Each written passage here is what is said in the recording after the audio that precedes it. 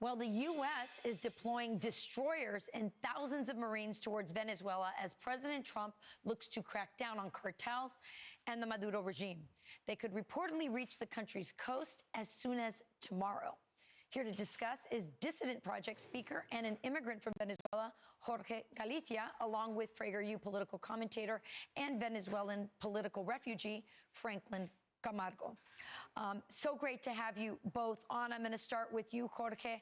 What is the reaction of Venezuelans? I know you guys are in close contact with people who are living there right now. Over 70–80% of the country voted for the opposition party against Maduro. How are they feeling in this moment, knowing that these destroyers are coming so close to the Venezuelan coast? Well, first of all, Rachel, thank you for having me again. I think many people in Venezuela are extremely optimistic. They cannot really be loud about it because they're facing a terrible criminal regime. If they express their gratitude towards the United States government and towards President Trump for the pressure he's adding against Maduro, they're going to face horrible consequences. That's why you don't really see a lot of expressions coming out of Venezuela. But, you know, I have people there. I talk to them. They are happy. Yeah, I spoke to one of the opposition activists who was holed up in that embassy for over a year before she was rescued. And I asked her, and she said, it's a silent euphoria. And so while they're quietly celebrating what President Trump is doing right now in Venezuela, and frankly, for the whole Western Hemisphere, Franklin, meanwhile, Venezuelans who are living abroad are putting out the most remarkable TikTok, Instagram videos I've ever seen.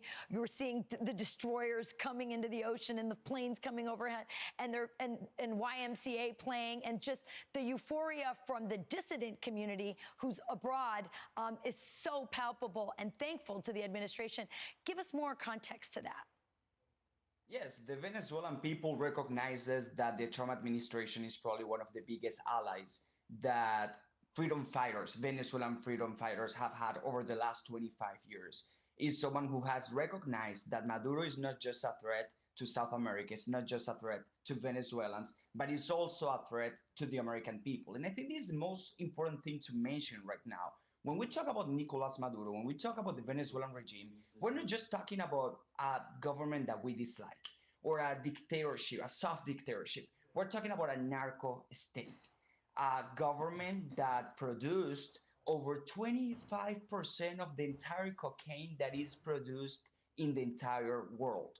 It's also a regime that sent Tren de Aragua, the same criminal organization that killed, for example, Lakin Riley, or that killed Jocelyn Nungaray. So there is a need for the American people, for the well-being of the American people in the Western Hemisphere, to have a regime change, to stop these cartels. Yeah. But Venezuelans recognize that Trump is an ally, that the U.S. government is probably the biggest hope that we currently have. Jorge, let's talk a little bit about who else is involved with Nicolas Maduro. It's not just the drug cartels, which is serious, and I appreciate Franklin laying that part out. But it's the Chinese, it's the Iranians. Let's talk about the Chinese, because they made a huge play and got away with a lot of stuff while America was looking in the other direction, towards the Middle East, towards Ukraine. And the Chinese were making their move in our hemisphere, in our backyard. Explain.